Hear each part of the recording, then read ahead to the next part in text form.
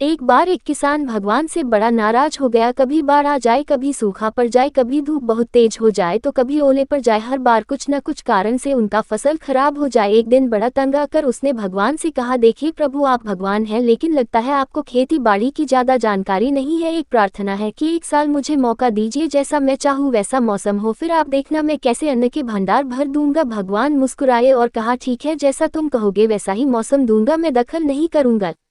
किसान ने गेहूं की फसल बोई। जब धूप चाही तब धूप मिली, जब पानी तब पानी। तेज धूप, ओले, बाढ़, आंधी तो उसने आने ही नहीं दी। समय के साथ फसल बढ़ी और किसान की खुशी भी, क्योंकि ऐसी फसल तो आज तक नहीं हुई थी। किसान ने मन ही मन सोचा, अब पता चलेगा भगवान को कि फसल कैसे करते हैं। बेकार ही इतने बरस हम किसानों को परेशान करते रहे।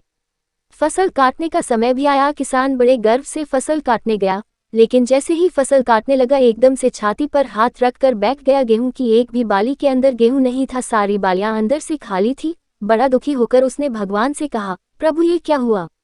तब भगवान बोले, ये तो होना ही था, तुमने पौधों को संघर्ष का जरा सा भी मौका नहीं दिया, ना तेज धूप में उनको तपने दिया, ना आंधी ओलों से जूझने दिया, उनको किसी प्रकार की चुनौती का एहसास जरा भी नहीं होने दिया। इसीलिए सब पौधे खोखले रह गए। जब आंधी आती है, तेज बारिश होती है, ओले गिरते हैं, तब पौधा अपने बल से ही खड़ा रहता है। वो अपना अस्तित्व बचाने का संघर्ष करता है और इस संघर्ष से जो बल पैदा होता है वही उसे शक्ति देता है, ऊर्जा देता है। जैसे सोने को भी कुंदन बनने के लिए आग में तपने, हथौड़ी से पिटने, गलने जैसी चुनौतियों से गुजरना पड़ता है, तभी उसकी स्वर्णिम आभा उभरती है, उसे अनमोल बनाती है। उसी तरह जिंदगी में भी अगर संघर्ष ना हो, चुनौती ना हो, तो आदमी खोखला ही रह जाता है, उसके अंदर कोई गुण नहीं आ पाता। ये चुनौतियां ही हैं जो आदमी रूपी तलवार को धार देती है, उसे सशक्त और प्रखर बनाती हैं। अगर प्रतिभाशाली बनना है तो चुनौतियां तो स्वीकार करनी ही पड़ेंगी, अन्यथा हम खोखले ही रह जाएंगे। अगर जिंदगी में प्रखर बनना है, प्रतिभाशाली बनना है, तो संघर्ष और चुनौतियों का सामना तो करना ही पड़ेगा।